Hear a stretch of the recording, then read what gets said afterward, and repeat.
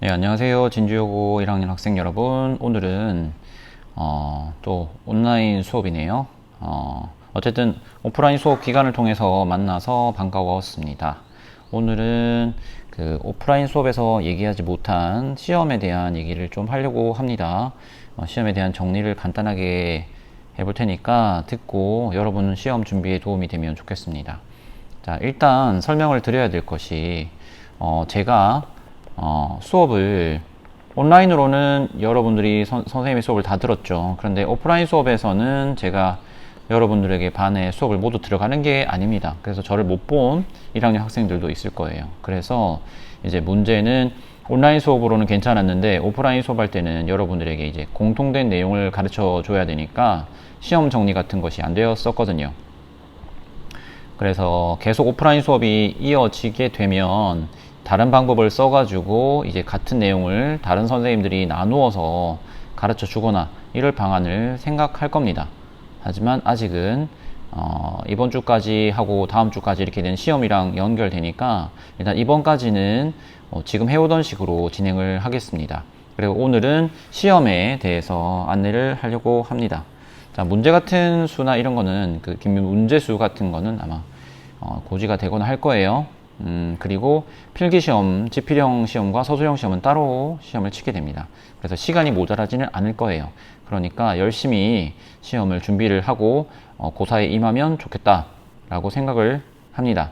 그리고 시험 범위는 잘 확인했죠. 시험 공부에서 가장 중요한 것은 문제를 맞추는 건데 학생들이 많이 공부하는 방식이 바로 영어를 두고 해석을 하는 겁니다. 영어에서 해석하는 시간을 굉장히 많이 써요. 그래서 그것이 효과 있다고 생각하는 것 같은데 아마도 수업 시간에 수업을 들었음에도 불구하고 영어에 대해서 영어와 그 지문과 해석을 잘 이해하지 못했기 때문에 그렇겠죠. 하지만 시험 기간에 요거를 공부를 다 하려면 너무나 부담이 될 수 있습니다. 그렇다고 또 다른 수업을 듣거나 할 수는 없으니까요. 자, 제가 추천드리고 싶은 방법은 일단 해석을 읽어라 라고 하고 싶어요.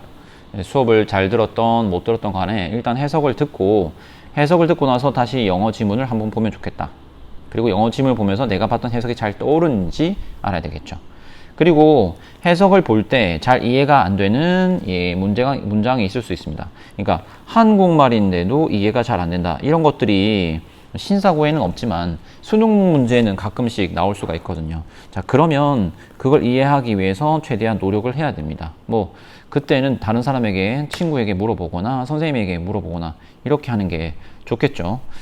그렇게 하길 추천드리고, 그러고 나면 이제 내용이 이해가 됐다라고 하고 나면 이제 중요한 요인들, 선생님들이 중요하다고 했던 것들을 한번 살펴볼 필요가 있습니다.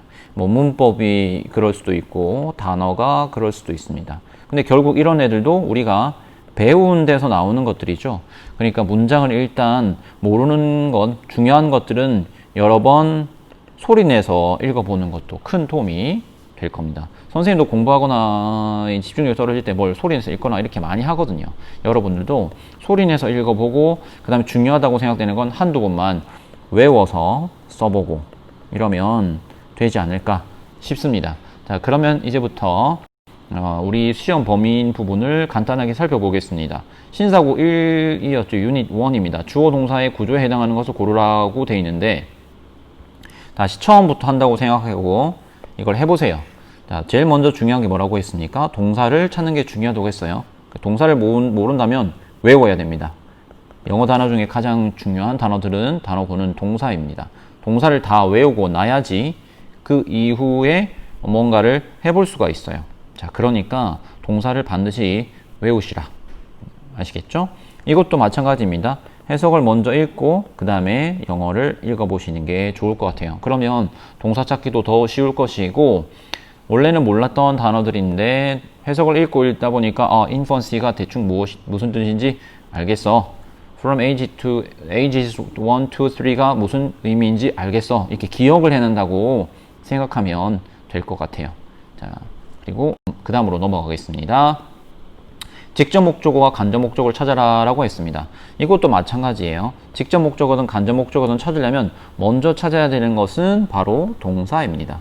그렇죠? 직접 목적어, 간접 목적어를 취하는 애는 누구누구에게 무엇을 해주다. 이런 말이죠. 이런 동사를 찾아야 되는데 그렇게 그 동사만 찾지 마시고 모든 동사를 다 찾아보세요. 이것도 어떻게? 해석을 먼저 읽어보고 영어 문장을 읽으면서 단어를 예측하고, 그쵸? 혹은 기억을 떠올리는 겁니다.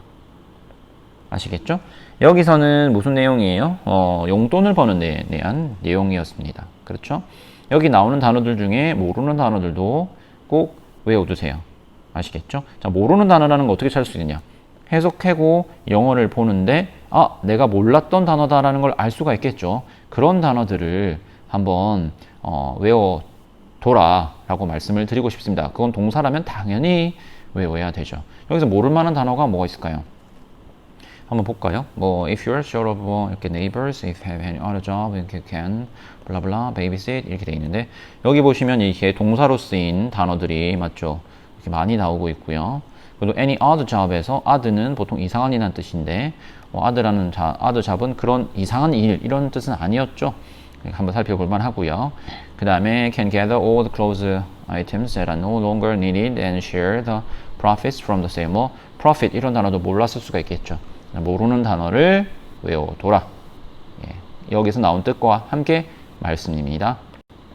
자, C로 넘어가겠습니다. 다음 글의 밑줄 친 부분 중 목적어를 설명하는 보호가 쓰인 것을 고르시오라는 말인데, 이 말은 목적 보호라는 말이죠. 자, 여러분들이 문장의 형식을 공부할 때 지금 정리는 하고 있지 않지만 제가 제 첫 번째 수업인 문장의 오형식 한방 정리, 이것도 당연히 범위에 들어갑니다. 그러니까 그것도 보시고, 거기에서 제일 중요한 것은 무엇이 1형식이냐, 2형식이냐, 3형식이냐, 4형식이냐, 5형식이냐, 이거 외우는 게 중요한 게 아니에요. 문장을 보자마자 이건 1형식이다, 이건 3형식이다, 이건 5형식이다 말하는 것이 중요한 게 아니라, 문장 안에 있는 것이 무엇이 주어고 무엇이 동사, 서술어이고 무엇이 보어인지, 무엇이 목적어이고 그 뒤에 따라오는 애가 보어인지, 목적어를 수식하는 목적어에 대해 설명하는 보어인지, 이런 것들을 아는 게 중요해요.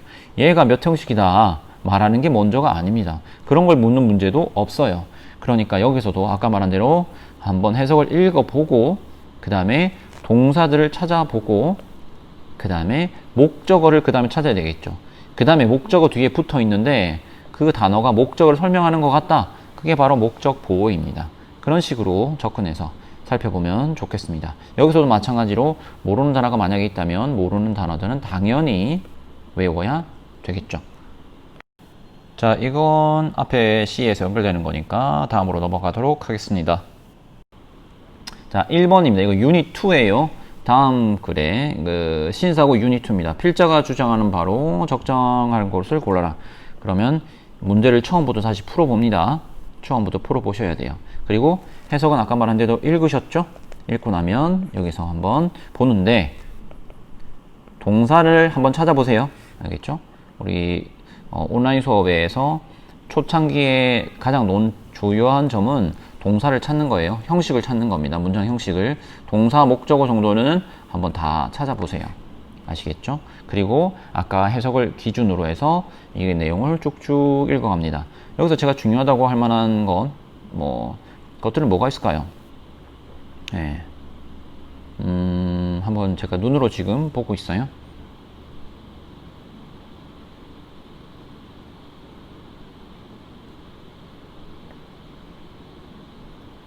딱 뭔가를 강조하지는 않은 것 같네요. 지금 보니까. 여기서 한번 쭉 읽어보면서 아시겠죠? 문장을 다 주어와 동사를 구분해 보시고요. 주어와 동사를 구분하고 주어와 동사를 구분하고 내용을 잘 파악을 하시면 될 것 같아요. 그리고 마찬가지로 모르는 단어. 자, 패턴이 반복되죠. 2번도 마찬가지입니다. 2번도 마찬가지. 일단 아까 말한 대로 한글 해석을 보고 내가 내용이 잘 이해가 되느냐, 그럼 바로 영어로 넘어가라. 영어로 넘어간 다음에는 단어, 그 다음에 표현, 수거, 그 다음에 문법. 자, 문법의 기본은 주어, 동사를 찾는 겁니다. 요거를 제대로 해보시기 바랍니다. 자, 그 다음에는 이제 우리 모의고사예요. 29번 밑줄 친 부분 중 업소상 틀린 걸 고르는 거, 그 두 문제입니다. 여기서는 당연히 이 단어들은 외워야 되고요. 자, 학습지를 보시면 여기 블록이라고 되어 있어요. 블록 아래에 이렇게 뭡니까? 여러분이 드래그를 하면, 이렇게 드래그를 하면 여기에 여기 해석이 나타날 겁니다. 해석이 여기 나타날 거예요. 선생님이 여기 이렇게 흰 글자로 만들어 놓은 거거든요. 그걸 보시면서 선생님의 해석을 참고해도 좋아요. 다른 걸 찾기가 어렵다고 생각하면은 그 해석을 보면서 여기에 나와 있는 해석을 먼저 읽어보고 해석이 먼저 이해가 돼야 됩니다. 선생님은 이제 직독직해 방식으로 해석을 해놨기 때문에 잘 이해가 안 될 수도 있어요. 그러면 이 온라인 수업 했던 29번 그 해석을 따로 찾아서 뭐 직독직해는 아니지만 해석된 것을 보는 것도 한 방법입니다. 하지만 제 생각에는 직독직해 된 걸 가지고 어떻게든 의미를 파악해내는 게 좋겠다. 그러고 나면 영어 문장을 읽으면 되겠죠. 이 어법상 틀린 문제도 다시 한번 풀어보세요. 완전히 새로 푼다고 생각하고 풀어보시고 아까 말한 대로 동사 정도는 다 찾아보시고요. 자, 이렇게 공부하는 방법은 9번도 마찬가지, 9번이 아니라 30번도 마찬가지입니다. 낱말의 쓰임이 적절하지 않은 것이라고 했잖아요. 그렇죠? 여기서도 풀 때 문제를 처음부터 한번 다시 풀어보고 해석을 읽고 영어 지문을 읽고 필요한 단어 같은 것을 외우면 됩니다. 그리고 모르는 것은 질문. 네, 질문이 되게 중요하죠. 네, 선생님이 인터넷 공간에 이제 밴드에다가 그 방을 하나 만들었습니다. 1학년, 2학년 모두 들어와서 그 질문을 남길 수 있도록 밴드 방을 하나 만들었어요. 그래서 여러분들이 들어와서 질문을 남기면 제가 답을 하겠습니다. 온라인 오프라인으로 수업을 들어간 반에는 말했지만 그렇지 않은 반도 있잖아요. 들어간 분들에게 말한 것처럼 선생님이 뭐 학원도 안 다니고 과외도 안 한다. 그래서 특별히 물어볼 곳이 없다. 특히나 온라인을 수업을 하기 때문에 선생님에게 어떤 질문할 방법이 없다. 이렇게 생각할 수가 있잖아요. 그래서 밴드를 만들었어요. 그래서 여러분들이 이 밴드로 들어와서 초대 문자를 보낼 겁니다.